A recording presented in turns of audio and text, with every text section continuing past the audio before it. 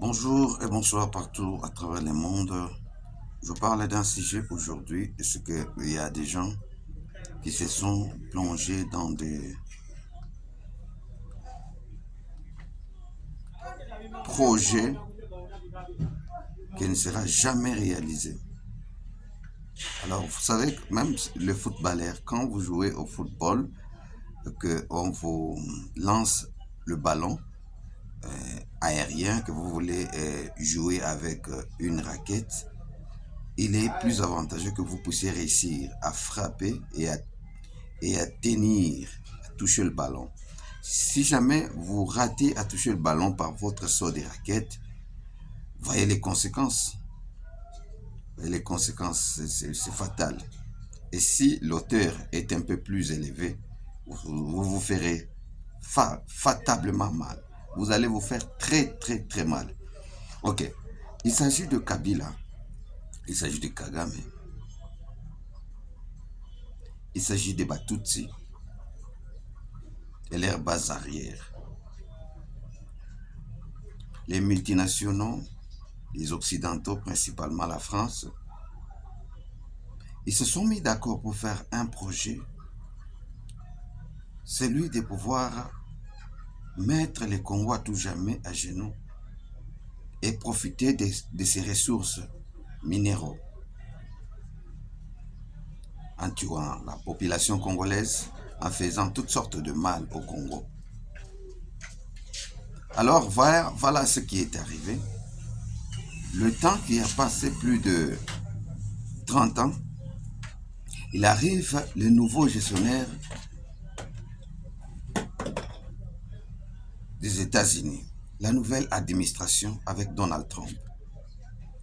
Curieusement, les complots et les projets conçus avec Kagame par les Occidentaux a connu un véritable obstacle. Un véritable obstacle. Les gens qui étaient de plaque tournante, c'était comme de Biden, des démocrates démocrates comme je l'ai dit, et les Européens. Au niveau de l'Afrique, comme Kagame se voyait Superman, personne parmi les dirigeants africains pouvait hausser les tons ou parler des choses que le Congo était en train de traverser. En contrepartie, les présidents africains aussi, qui pouvaient avoir cette liberté de pouvoir réajuster les choses pour sauvegarder l'intégrité du Congo, parce que ce qui arrive au Congo peut arriver à n'importe quel pays. Ils se sont contentés des dons que Kagame et Kabila leur pouvaient donner, qui des carrés miniers, qui des forêts équatoriales, qui de ceci et de cela. Alors, le temps est venu. La politique congolaise avec M. Tshisekedi Tshilombo a dit choisir un bourreau. Qu'est-ce que je veux dire? A dit choisir un puissant homme dans le monde pour les confronter à des puissances qui étaient liguées ensemble contre les Congo. Les États-Unis étant le superpuissance du monde, la superpuissance du monde et les superpuissants pays, alors tout ce qui était derrière les Rwandais ont connu un cauchemar. Dans une de mes émissions, je parlais de ce que Kabila a fait un accident de circulation. C'est-à-dire quoi? Il a planifié par rapport à son temps tout ce qu'il pouvait faire afin de tenir et rester un puissant, influent et au besoin garder les pouvoirs, même s'il avait déjà perdu avec Tshisekedi. Pour lui donner ou laisser le pouvoir à Tshisekedi, il se disait que non, à tout moment, ce monsieur, je vais l'effacer. Il s'est rendu compte que son plan a échoué. Tout de suite, il a des problèmes avec Kagame qui lui avait placé à la tête de la RDC. Toi, pourquoi tu fais cette grosse erreur de prendre ce monsieur et les laisser au pouvoir?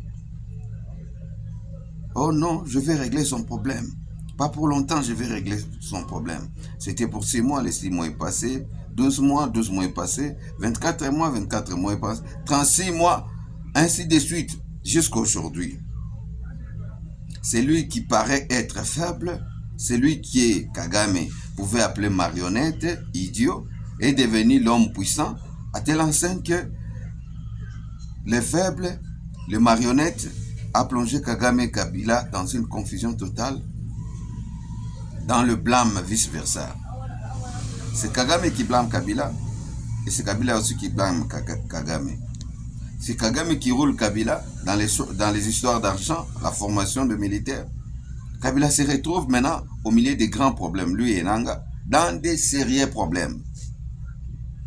Des sérieux problèmes. Ils ont des problèmes dans le monde sorcellérique. Ils n'ont pas pu respecter des règles de jeu, des principes.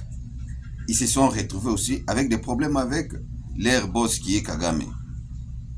Kagame, leur boss, il les blâme de pouvoir lui faucher tout ce qu'il a conçu pendant longtemps et on détruit ça dans leur manière de faire des choses. Nanga, c'est lui qui a déclaré que Tshisekedi est gagnant dans les élections 2018. Kabila, c'est celui-là qui a accepté, qui a organisé que les choses soient ainsi, avec un plan maléfique, un plan machiavélique, dirais-je, qui, après quelques temps, je vais effacer ce messie. Ils ont quasiment échoué. Et après avoir échoué, ils se sont piqués à de sérieux problèmes.